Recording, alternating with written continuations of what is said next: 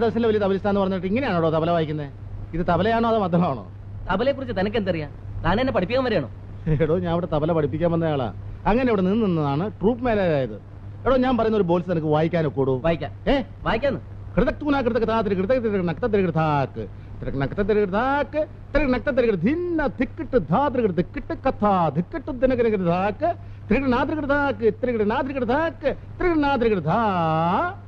വായി നോക്കിയിരിക്കാതെ ഇങ്ങോട്ട് മാറി. എടോ, അറിയാൻ പാടില്ല, പറഞ്ഞാ പോരെ, ഞാൻ പറഞ്ഞു തരികയല്ലേ.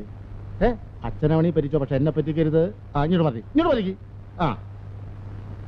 ഡമുക്കുണ്ടങ്കടി അടുപ്പിക്കഴിഞ്ഞും തബലിസ്റ്റാന്നും പറഞ്ഞ് നടക്കും ഇങ്ങനെ. ഇങ്ങോട്ട്